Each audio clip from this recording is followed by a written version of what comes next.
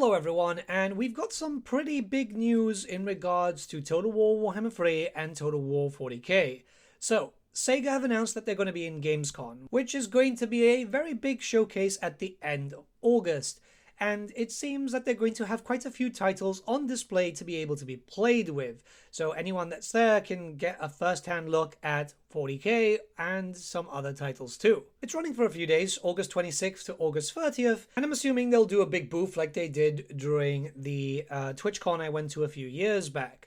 Now, there's a few things to talk about here because I think that this is going to give us a pretty good idea of when to expect the end times and also some other stuff too. I'll focus on Creative Assembly because I really only play the Creative Assembly stuff and not really interested in the other titles. So in their stand, they're going to have 5 key games with their own stations and unique booth space. Here, we'll see Alien Isolation 2 and Total War 40k. Unfortunately, I won't because I won't be able to go. It's very short notice. I'm surprised they didn't really tell content creators early, like, oh yeah, you know, there's going to be a thing. Maybe you guys want to pop down. Not going to lie, because I'm pretty excited about Alien Isolation 2. Let's read over the information. So Alien Isolation 2, making its public hands-on debut in Europe. The stand's claustrophobic, lo-fi sci-fi setting enhances the atmosphere of Alien Isolation 2.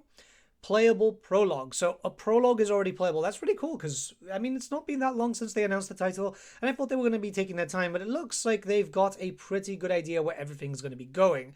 I'm pretty excited about that because I think that, well, I know a lot of people mostly watch me for Total War, but Creative Assembly's probably best game is Alien Isolation. It is one of the best horror games of all time.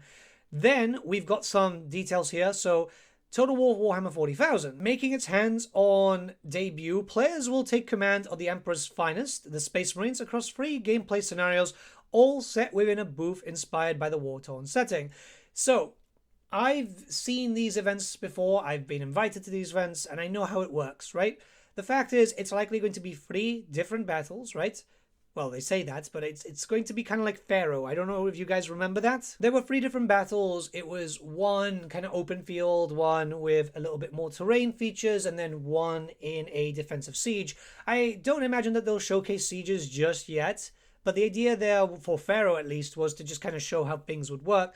And I imagine it's going to be the same thing. They'll probably place it against the Orcs, because the Orcs look like they're pretty fleshed out, given all the footage that we've seen. It's been very up close and personal with the Orcs. Usually how this goes too is these battles will be showcased for a while.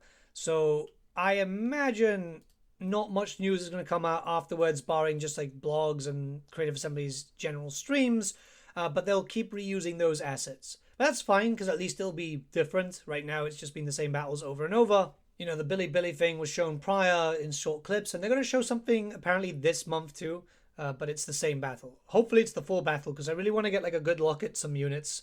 I feel like it's better than just highly edited.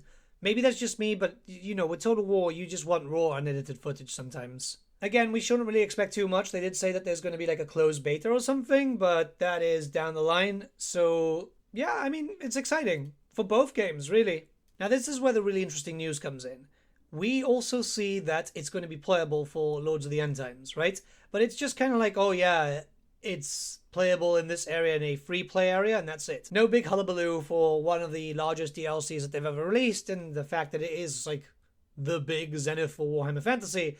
So, I think by this point, End Times might have released, or it's going to release during that week. Which I think makes sense. They've done a lot of reveals so far. There was a leaked reveal too, but maybe they've just seen it as a, well, there's no point to do a leaked reveal. We'll just wait until the marketing cycle hits and go into it. Again, pure assumption, but it follows the usual lines of what Creative Assembly do for marketing. By that point, you know, I'm expecting... It's a bit of a weird one. I'm expecting a 3 to 4 week cycle for Lords of the End Times, because I think that's more or less the standard when it comes to like the 3 load packs, the 1v1v1s. Obviously, this is a 4th, but it kind of makes sense. I could be wrong here, but it just seems like a passing glance, which usually means it'll be out by then, right? I'm going by the Total War stuff. I don't follow like the other games. I'm pretty sure there's people excited for Metaphor, Sonic Racing, Sonic Pico Park. Look, I have no idea what those are. I'm not going to lie to you, right? I'm here for Total War, and yeah, I'm just usually here for Total War.